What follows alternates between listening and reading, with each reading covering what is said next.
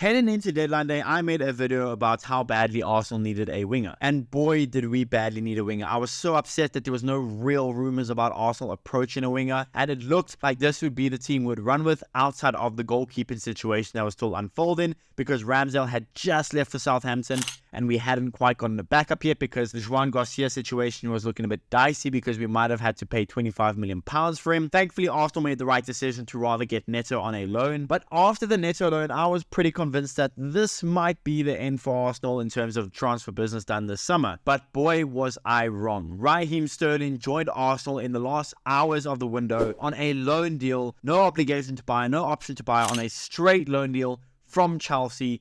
And I will be honest with you, I'm very, very happy with this signing. I think it's a perfect bit of business by Arsenal. And although I wanted someone like a Dingra, which is a very different profile to Raheem Sterling, I still think this Raheem Sterling signing is really, really good. Now, Arteta will have his work cut out to get the best out of Raheem Sterling, but if he can do so, if he can even get 70% of the Man City Raheem Sterling out of him, I think this would be an elite loan transfer from Arsenal. So how do I think Raheem Sterling will fit into this Arsenal team? What role, what positions would he play? And can I see Raheem Sterling being a starter for this Arsenal team? Well, that's what we'll be talking about today. So what's going on, everyone? You are listening to Gunner Central here. I hope you're all doing well. Please be sure to like the video, subscribe if you haven't already, and let's get into it. Now, first things first is we have to address the goalkeeping situation, because in my eyes, that played a huge role in our deadline day. I think the huge thing for Arsenal is that in deadline day, our main focus was to sort out the goalkeeping situation, and rightfully so. Aaron Ramsdale had left Arsenal after a couple of years, and he left to Southampton for around £25 million. And Arsenal looked like they wanted to spend that money on another goalkeeper in Juan Garcia, a very talented young Spanish goalkeeper that played last season in the second division of Spain, but certainly showed a lot of quality, and I've even made a video about him, about why he would have been really good for Arsenal. But I'll be honest with you, even as highly as I rated him, I just didn't see a need to spend even £20 million on him. He's a good player, don't get me wrong. I understand Espanyol waiting out for £25 million. From Arsenal's point of view, I wouldn't have understood signing him for anything more than £15 million. I just didn't think it was worth it. He was clearly going to be a backup. David Raya is our number one for the next 3 to 5 years. I didn't see a need for getting Juan Garcia. So Arsenal, after making 2 or 3 bids for Juan Garcia, well, we made a clever decision to fold. Let Juan Garcia stay at Espanyol and go out and get Neto, a very experienced goalkeeper that's played for Barcelona. I believe he's played for Valencia. He's played for Juventus. He's played for Fiorentina. A very experienced goalkeeper at the age of, yes, 35, but he carries a lot of experience. He was Bournemouth's captain for a large portion of last season. Signing Neto was the more clever idea. We got a straight loan, no fees to pay, and only his wages to pay,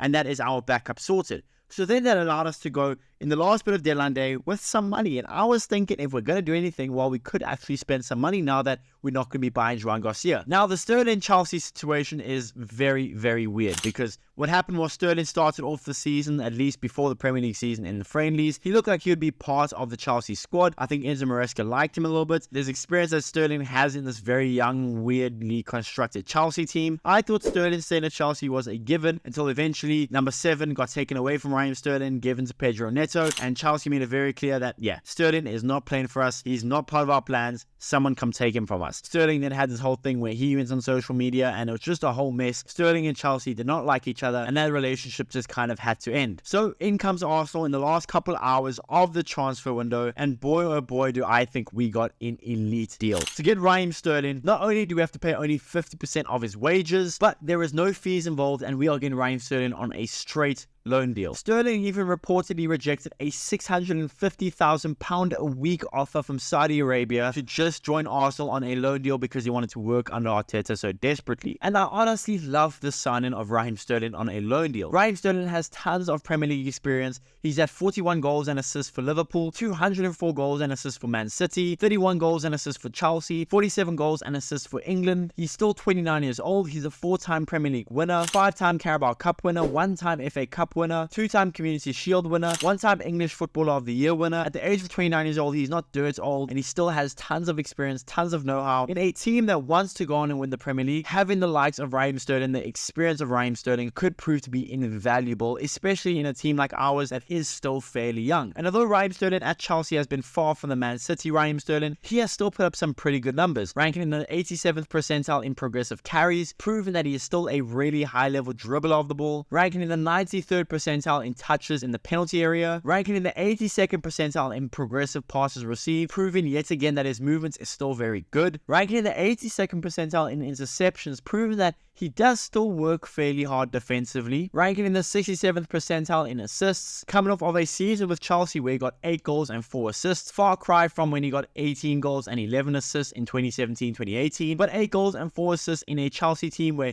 he was considered to be quite a bad player is still fairly good numbers to be putting up. Raheem Sterling is also going to bring tons of versatility because he can, if absolutely needed, play down the middle, but he is mainly a winger that can play on either the left or right hand side, and he doesn't really have a drop off on either side of the wings. And that is where, to me, it is such a good signing. Like I said in the intro, I made a video saying that we absolutely needed a winger, and Raheem Sterling, last time I checked, is a winger. Yes, he is mainly a left winger, but he's easily good enough to be put on the right hand side of the wings, which would allow us to rest Bukayo Saka. Raheem Sterling, especially if he's playing to a decent enough level, Raheem Sterling is a good enough player now to allow us to rest Saka in quote-unquote easier games, or games where we just don't necessarily need to be playing Saka. It will allow us to rest Saka a lot more without us having a huge drop-off in quality, like if we had Reece Nelson replacing Bukayo Saka. Raheem Sterling is a winner, experienced player, someone we have to pay only 50% of his wages for, someone we have essentially on a free deal for a year. He can now cover for Bukayo Saka. He can even play on the left hand side and push Trossard to the right hand side. Raheem Sterling offers us versatility, offers us a winner's mentality, offers us experience, and again on a loan deal with only having to pay half of his wages. I can't really see any downsides to this deal. I think it's a perfect deal, especially for a short-term option.